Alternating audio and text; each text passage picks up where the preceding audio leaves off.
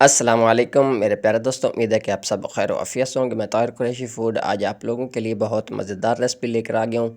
अल्हम्दुलिल्लाह रोज़े जो है वो मुकम्मल होने के करीब हैं और ईद उल फ़ितर आ रही है, तो उसके लिए बहुत मज़ेदार रेसिपी है। चपली कबाब, बीफ के चपली कबाब की रेसिपी आप लोग तवज्जो से देखें कि इंशाअल्लाह आप लोगों को मज़ा आएगा और आसानी के साथ और मज़ेदार रेसिपी है। मैंने बिस्मिल्लाहिर्रहमानिर्रहीम पढ़ के एक बर्तन के अंदर 1 किलो कीमा, इसके अंदर 100 ग्राम सब्ज़ मिर्चें ग्राइंड करवा ली हैं, अच्छे से इसको बारीक करवा लिया है।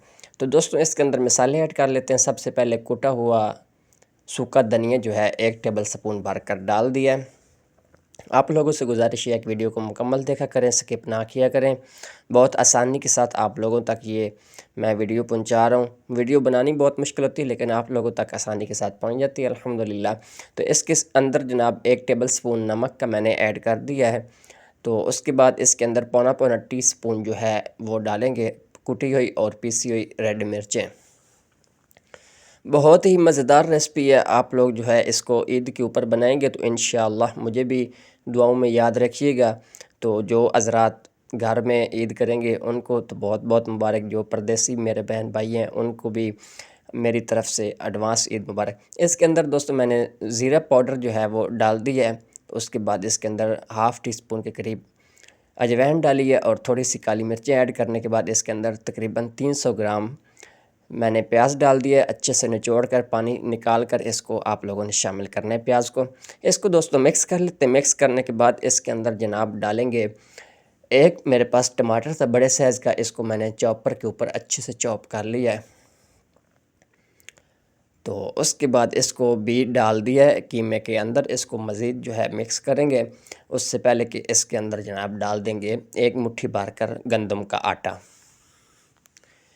आपके पास मक्की का आटा है वो भी डाल सकते हैं, चने का आटा भी शामिल कर सकते हैं। मेरे पास गंदम का आटा पड़ा हुआ था, मैंने डाल दिया। इसको अच्छे से मिक्स करना है, गूंदना है 2 से 3 मिनट के लिए, ताकि ये यकजान हो जाए सारी चीज़ें। उसके बाद दोस्तों इसको रख देंगे एक बाउल के अंदर रेस्ट के ऊपर 3 से 4 घंटे के लिए। तब तक अफ्तारी का टाइम हो जाएगा, तब हम इसको फ्राई करेंगे। फ्राई करने से पहले इसको मैंने नीचे शापर कली बिछा ली है, इसके ऊपर एक पेड़ा बना कर रखा है। ऊपर से हाथ की मदद से इस तरह दबाएंगे तो इंशाल्लाह बड़ा सा कबाब हमारा बनकर रेडी हो जाएगा। ऊपर रखेंगे टमाटर के स्लाइस और जनाब इसको ले जाएंगे तवे के ऊपर। तवा पहले से गर्म था, ऑयल मैंने डाला हुआ 50% तकरीबन ऑयल जो है वो गर्म होना चाहिए। तो अल्हम्दुलिल्लाह बहुत मज़ेदार हमारे कबाब बने थे, बिल्कुल भी एक कबाब भी नहीं टूटा। देख सकते हैं कितना आसानी के साथ पक रहा है। तो आप लोगों ने इसको ज़रूर ट्राई करना है ईद के ऊपर, मुझे दुआओं में याद रखिएगा। तो आज की रेसिपी जनाब मुकम्मल हो चुकी होगी तकरीबन। तो इंशाअल्लाह मैं नेक्स्ट वीडियो में किसी और रेसिपी के साथ मिलता हूँ। तब तक के लिए अल्लाह हमें नासिर, अल्लाह हाफ़िज़, अपना ख्याल रखिएगा। तो हमारी तो आज की अफ्तारी मज़ेदार ये इन कबाबों ने बना दी थी